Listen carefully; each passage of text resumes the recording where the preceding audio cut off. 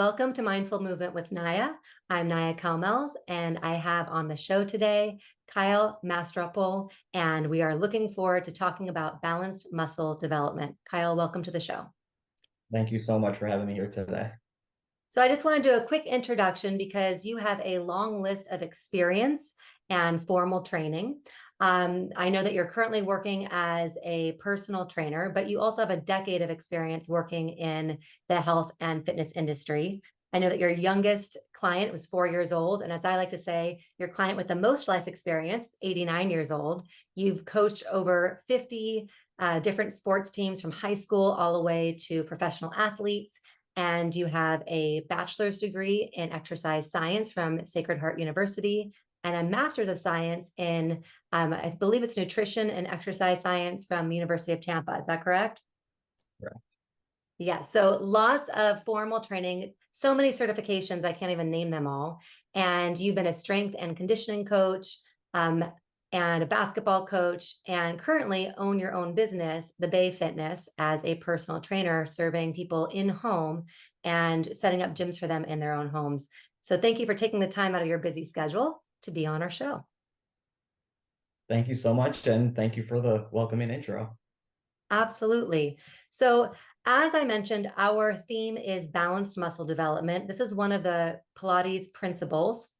And it's something that Joseph Pilates believed was really important in our Pilates practice to create better posture and to move better in our bodies. And I'm curious kind of how you see that being involved in what you do as a personal trainer. Yeah. So when I hear that, I immediately think compensation patterns, Hmm. because if something is off balance, it's a snowball effect.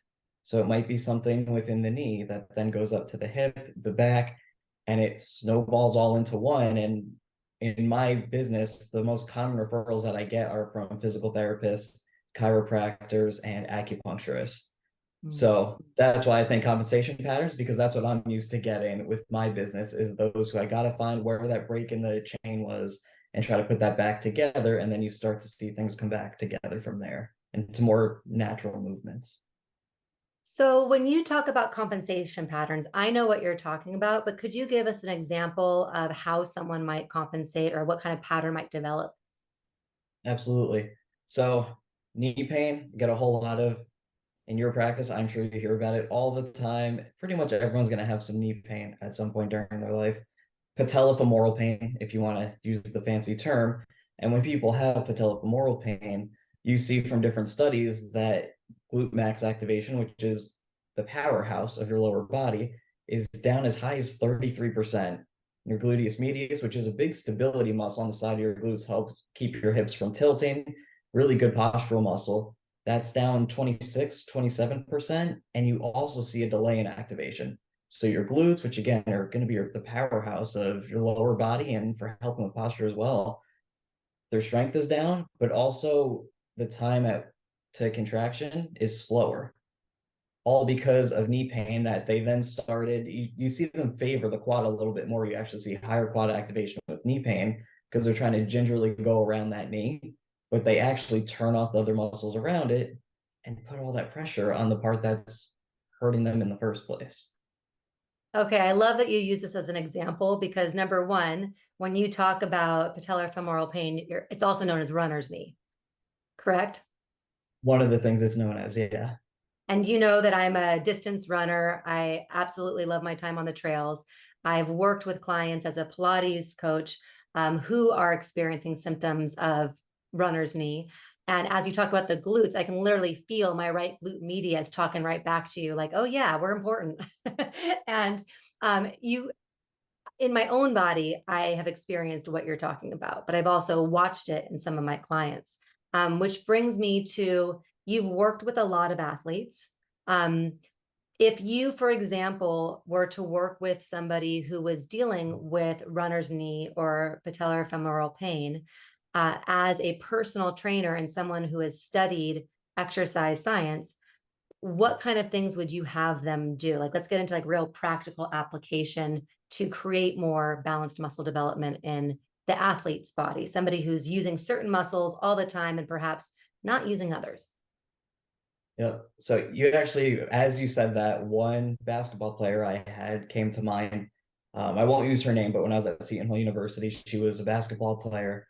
And it wasn't just that patellofemoral pain, it also turned to shin splints because everything was internally rotated, knees were going forward.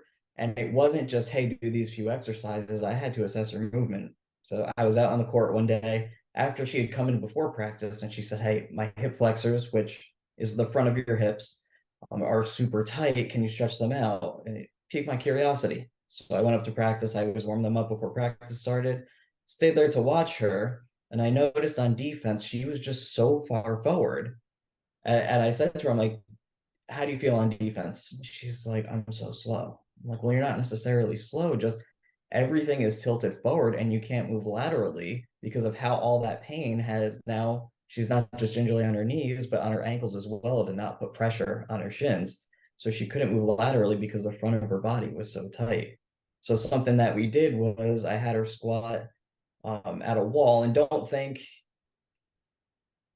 what would it be? I guess it would be convex. So rather than the walls here, it's more of I like towards me. I'm on that corner of the wall, have her squat, and she can't fall forward because if she goes forward, well, then her upper body is going to hit that wall in front of her. So getting her to be a little more upright. So a normal pattern that many people do, but getting her to adjust how she's moving it so that she doesn't go into that same movement pattern and she gets used to using her backside more rather than tilting forward to try to get down to the bottom of the squat. So we're utilizing her glutes a little bit more. The same went for jumps and plyometrics, where I had her do a box jump. She was already seated on the box and I had her go up. And when you watch her jump, same thing. She leans all the way forward to try to gain some momentum to go up. So now I told her, I don't want you to lean all the way forward from the bottom of this box. Like, I want you to minimize that lean as much as possible and focus on going straight up. And you actually saw her knees in a good way were utilized more, and you saw more hip extension on the way up.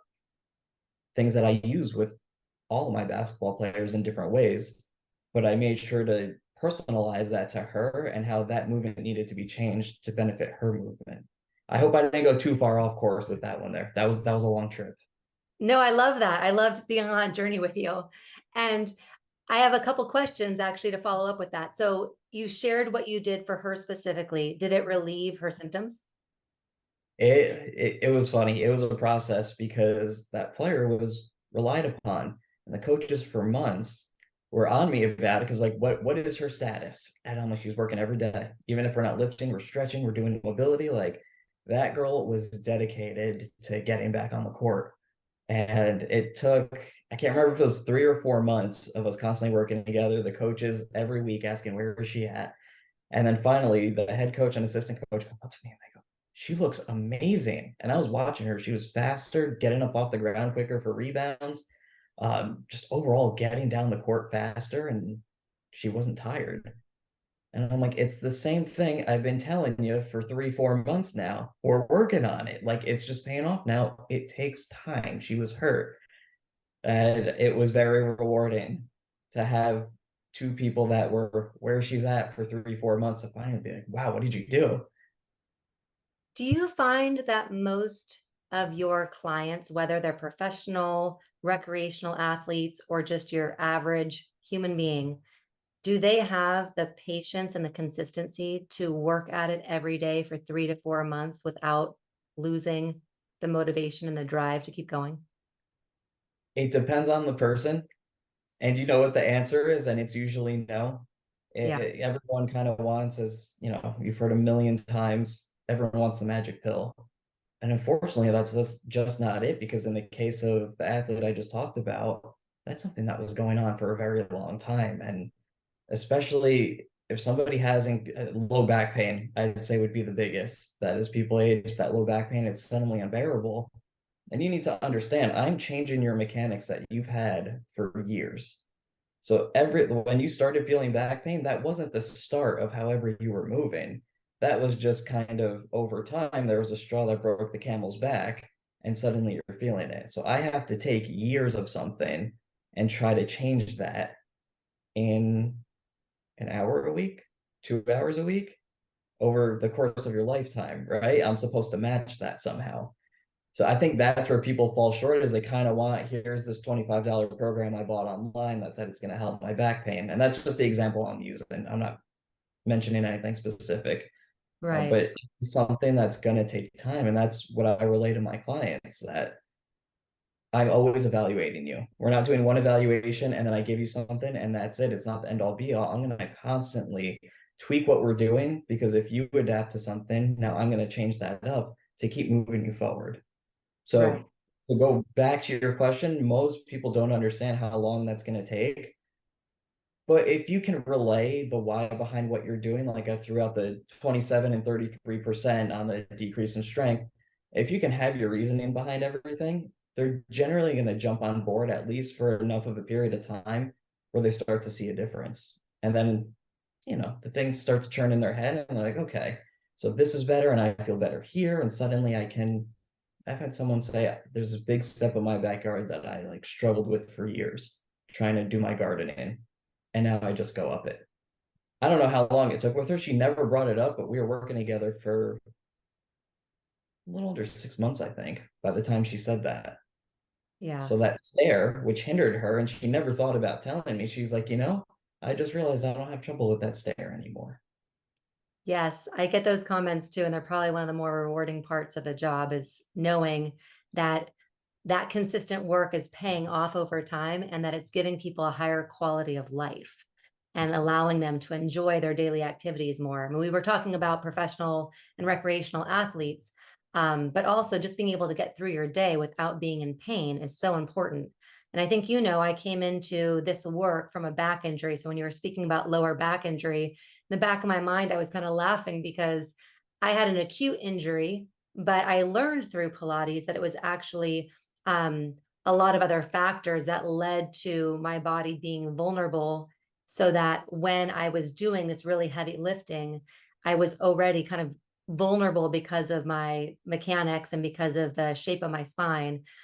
So if I had learned Pilates before I, had bulge discs in my back, I would have been a lot better off. But having to rehabilitate that injury so that I wasn't making it worse every time I sat down was really, really important.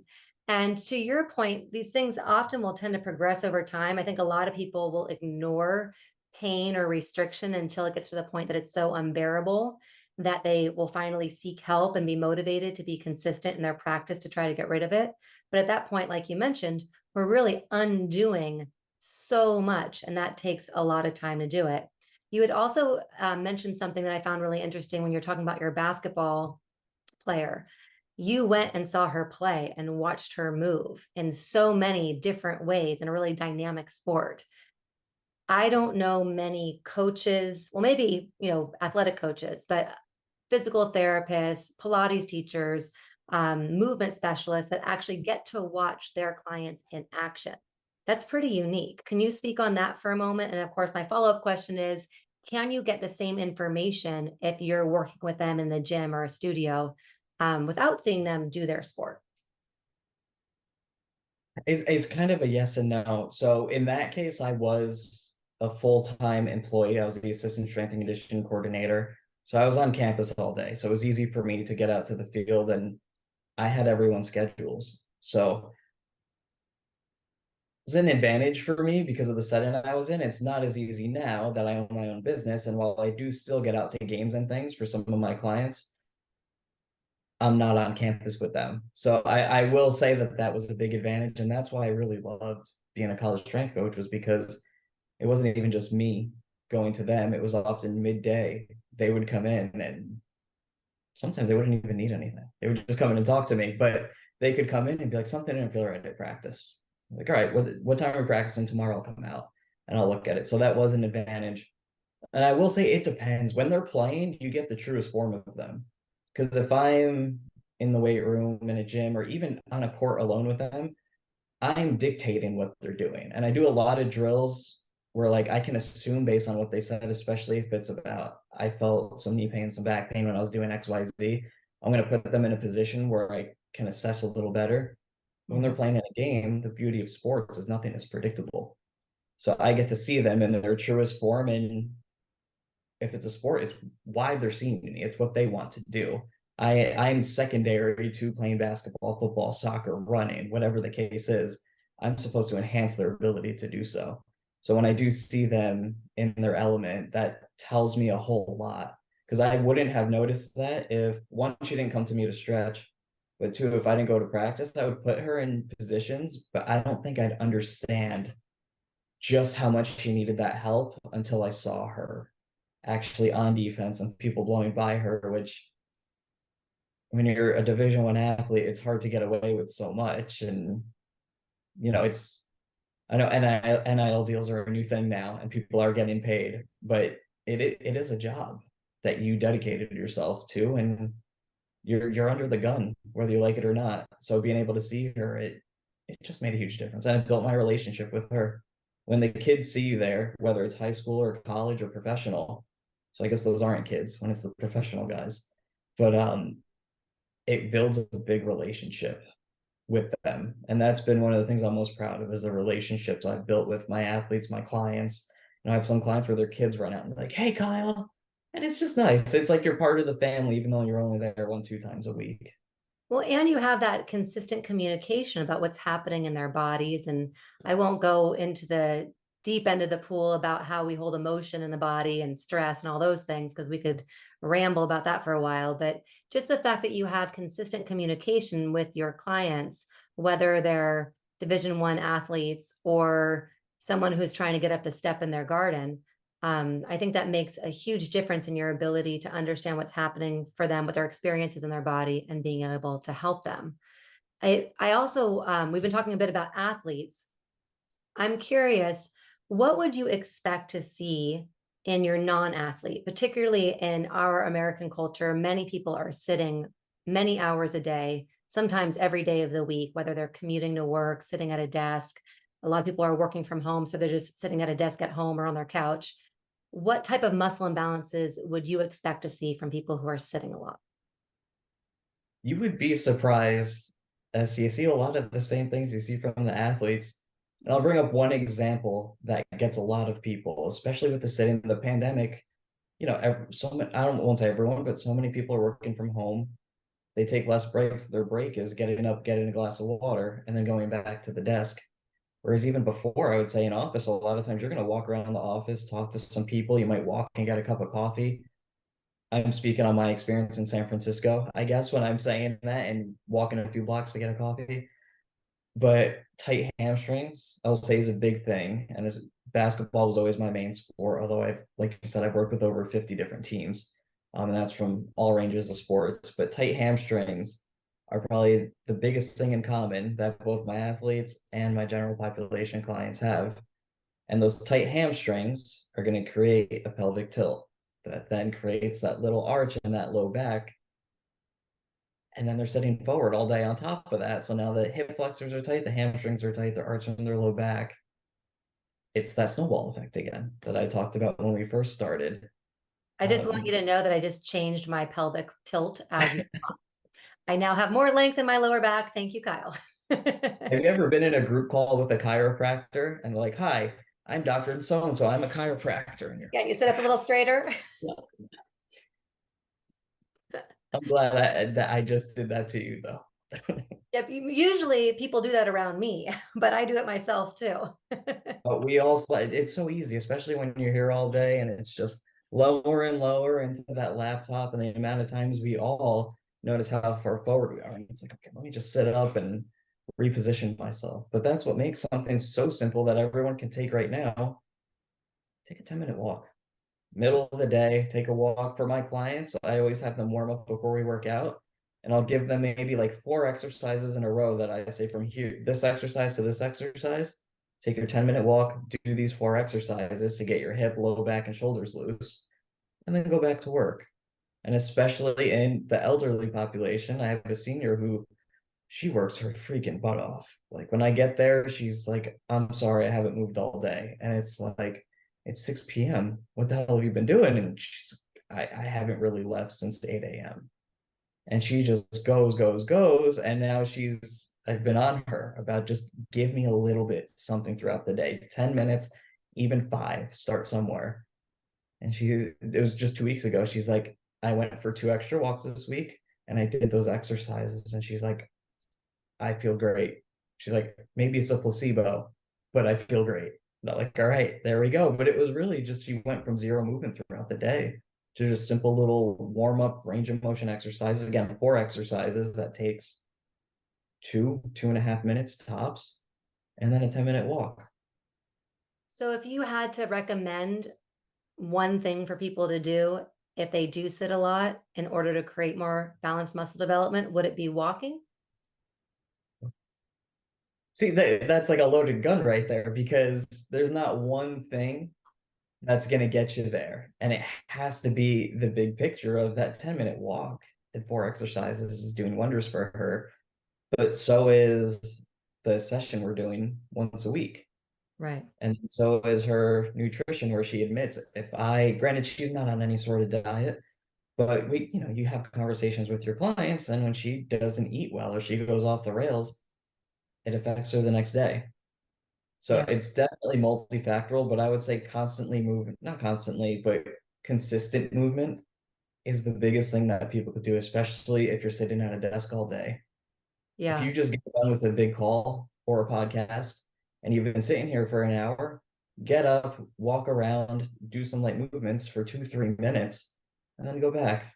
After you take your lunch, walking is actually good for digestion, assuming you haven't had like 2,000 calories in your lunch.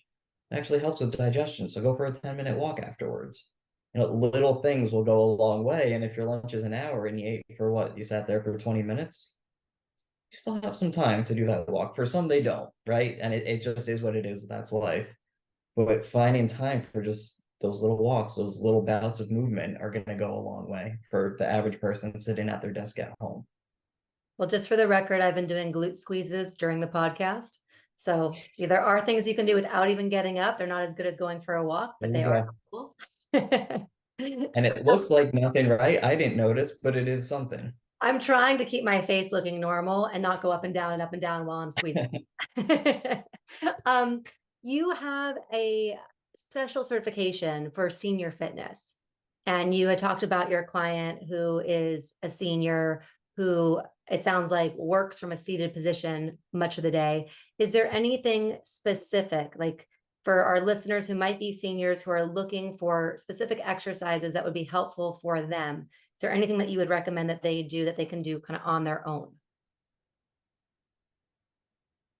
It's so dependent on the person, right? Because when you hear senior, you think, how do I put it lightly without offending anybody? You have a thing that you think of seniors, can't move as well, high risk for injury, which is true. I mean, somebody who's 70 is going to be, forget the number, somewhere between 4 and 7 more times likely to fall than somebody like 30 years younger than them. But there are plenty of people who are seniors who are swimming, riding bikes, running, squatting, deadlifting. I have all of these. So it really depends on the person. And it comes down, I will say for seniors, like, again, it is generally high risk. You got to meet them where they're at, start a little lower than that to build up moving competency. And just like anyone else, you're going to build up from there. But you do have to be aware, do they have osteoarthritis, osteopenia? Like these things are common within the elderly. And something that I think of that I won't go too long into it, but it's called Wolff's Law, which basically says you're going to stimulate some bone growth based on the angle at which you're hitting the bone. So you have to make sure that it's a wide range program that's hitting them from all different angles so that they get the benefits to all different parts of the body, because we can get muscles around your femur working to build up that femur, right? That big bone in your thigh.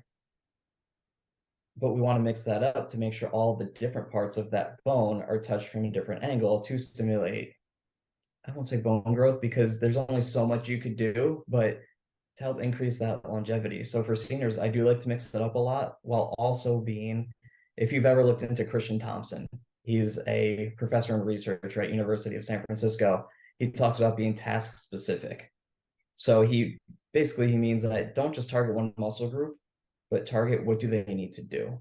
So for me, I have one client, he's had both hips replaced and 3 hernias, 2 of them which were surgically repaired. he has like no hip flexors. So how do you go upstairs? And that was one of the things he came to me to. And he's like, nobody will let me walk and go upstairs. He's 6'2" and about 250, and I'm 5'6", 160. He towers me, but we got to make him walk, right? That's part of it. So he can't really get a lot of hip flexion for stairs.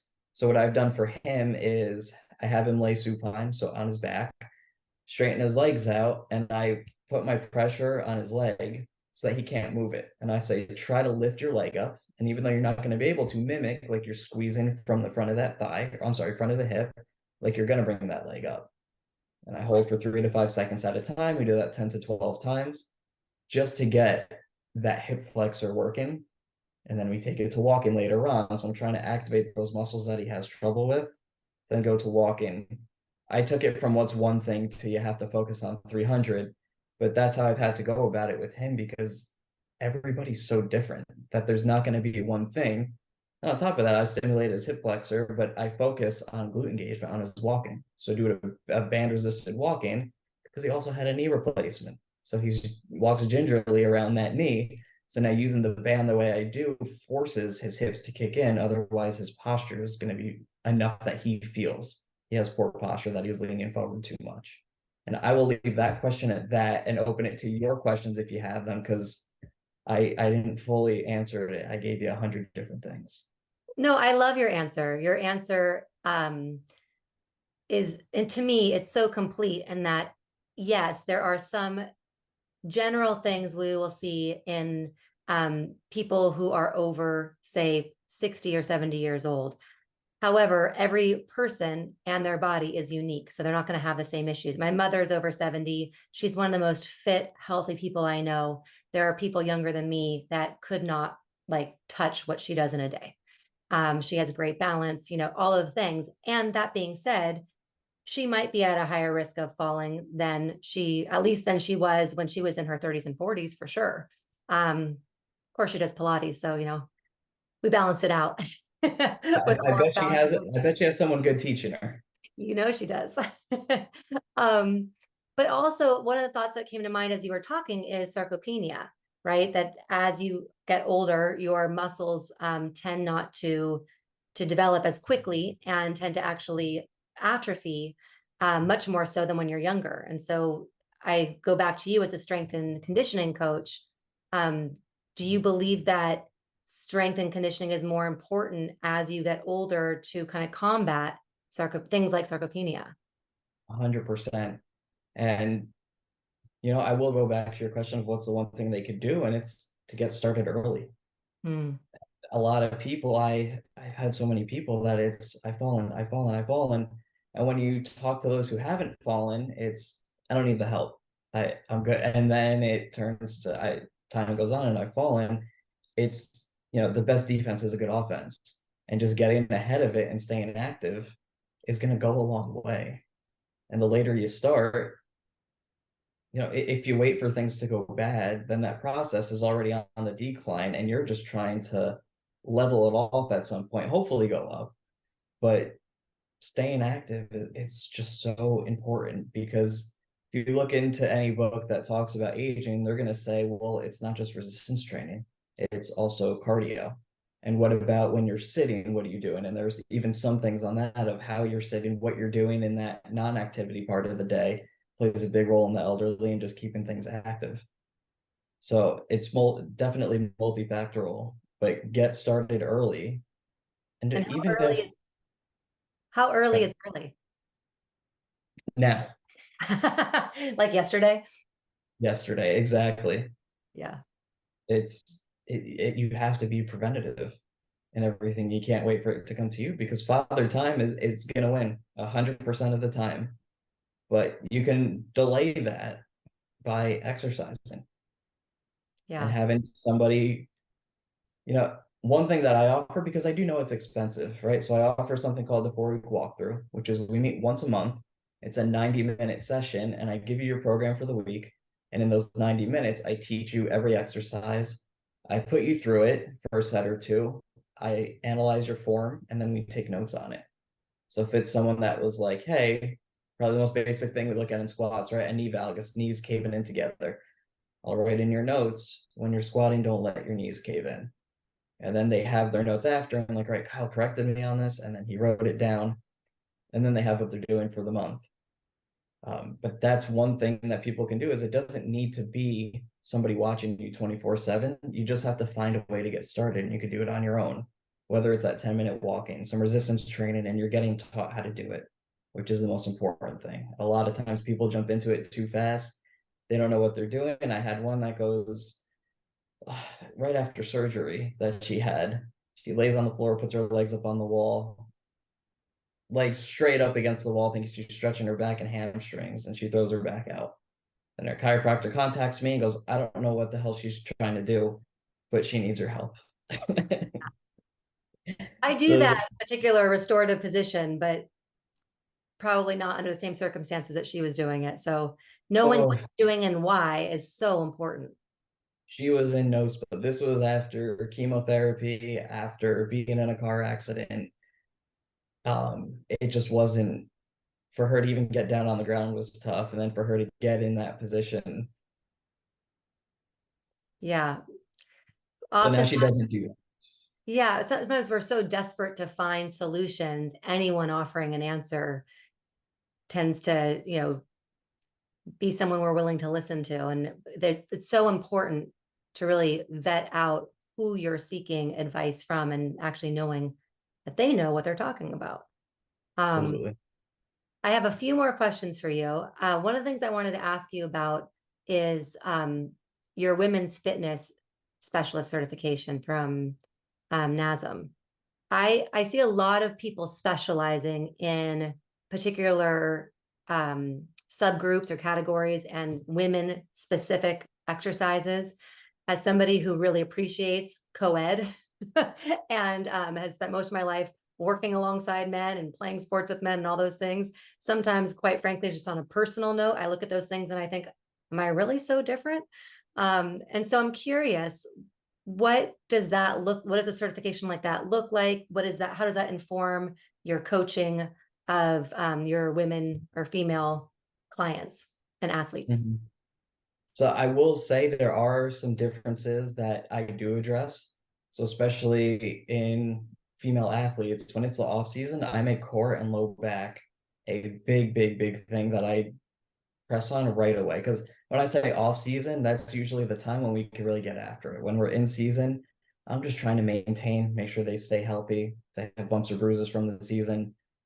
I'm just helping them get through and stay as healthy as possible without adding or without taking tread off the tires. So in the off season is when you can build a more in-depth program. And something that's always been fascinating to me is, it was my kinesiology book in my undergrad at Sacred Heart.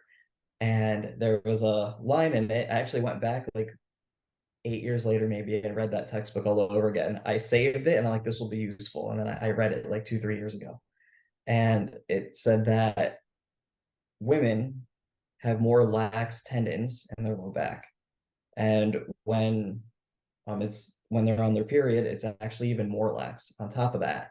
One of the reasons being is that men have a more anterior center of gravity, just slightly. It's not like it's a world apart, but that actually makes the male tendons in that low back a little more taut, so it can take a little bit more. So for my female athletes, I do focus on that core and low back for that reason, especially when they're college athletes, because it's a monthly occurrence and it's something that I've had to monitor myself, and that I would weigh them once a week and they'd come in and, I build a good relationship with my athletes. So they'll come in and say, "Calm, I'm on my period. I don't feel good. I feel bloated." And then, the coaches see the weights and I have to be like, "Hey, nothing to be worried about. She put on 4 pounds, but it's as high as 7 pounds, depending on what research you're reading." But I will say the certification itself, you alluded to it. You have to make sure you're vetting the people that you're working with, because everything that I just mentioned, I was doing before I had that certification. And if I'm being totally blunt, anyone who had that certification, I don't know if it's the same across the board for others that are within the same realm, but it wasn't too specific about women's health, working around the cycle. I would have liked a little more science behind it on what to do. And that certification, if that was all I had without my experience, I think I would fail some people. to be honest with you. So you have to know who you're working with and why, because it wasn't that certification that helped me. It was my experience of traveling the country with female athletes, being there for them almost 24 hours a day to be able to accommodate the changes they were going through, whatever they needed, how they felt. It's a big deal, to be honest with you. So that's what I always tell people is make sure you vet who you're working with and understand that if they have a certification, that their experience lines up with it. Because that certification I spent less than a week on. Studied for about 5 days, took the exam, passed, and went about my business. Yeah. So I didn't know we were going to talk about menstrual cycles. I love our conversations. I never know where they're going to lead. And You know what though? I think right. I won't say there's an elephant in the room, but there kind of is. There's a male right now talking about the female cycle and training women, which is why you have to vet people. Because again, as a male, I'm telling you that the certification, it doesn't have bearings on me helping you. So you have to make sure that there's an education and experience around who's helping you past that, because I will never know exactly what you go through, but I've don't done my want to, research you and done the don't, study and have the experience to be able to at least apply something to help you and understand and know, like, hey, based on what you're feeling now, I think this is the best route to take to have you feeling better today, to get to your race, to get to your garden, whatever the case may be. I really appreciate you saying that, Kyle. I mean, I'm joking around about, I never know where our conversations are going to lead.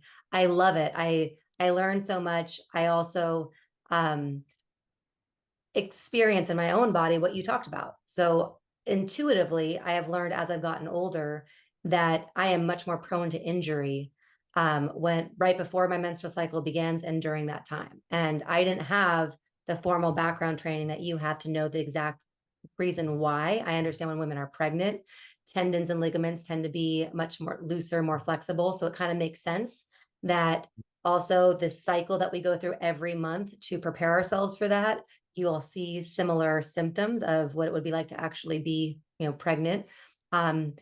So as an athlete, I recognize like if I really want to push, I kind of plan things around the best time during the cycle to do that, and also cut myself some slack when it's not a good time for me to be pushing, because I have had plenty of injury and I don't like having to rehab it or live with chronic pain either.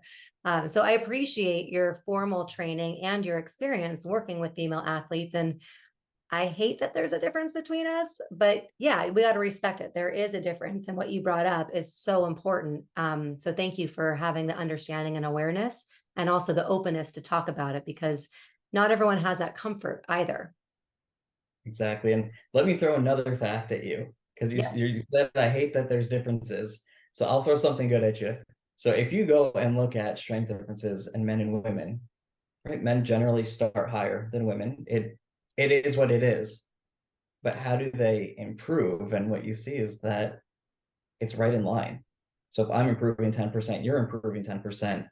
Now, were some people, I put a post on Instagram maybe a year ago. I think I did a whole week about gender differences when it comes to training. And some people just jump down my throat about that statement of, have you ever seen like this guy's lifting 300 and this girl's lifting, 160?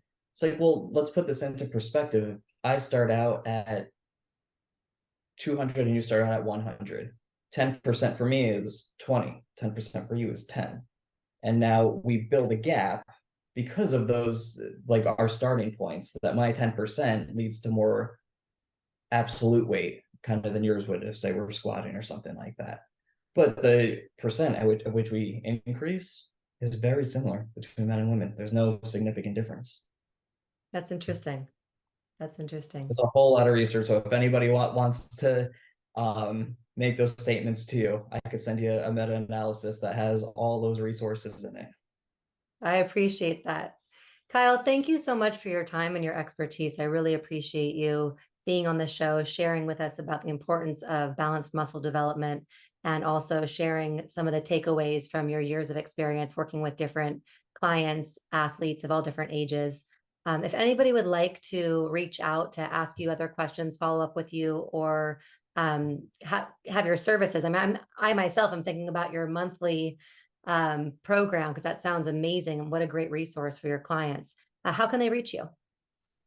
So they can email me at support@thebayfitness.com, or they can go right to my website, thebayfitness.com, and there's a chat function right on the bottom right corner when you go on the website, and that'll send a message right to me, or they could go on Instagram, _bay_fitness. Excellent. And are you doing virtual and in person, or all in person training? It's all in person. And you're serving the whole San Francisco Bay Area? So serving San Francisco on a client by client basis. It just depends where they're at, because if I'm bringing equipment to your home, I need to be able to park somewhere in close proximity to bring it in. But all of them are in Sonoma County and even up to Napa. Excellent. Kyle, thank you so much. Great talking with you as always, and look forward to chatting with you again soon. Thank you so much.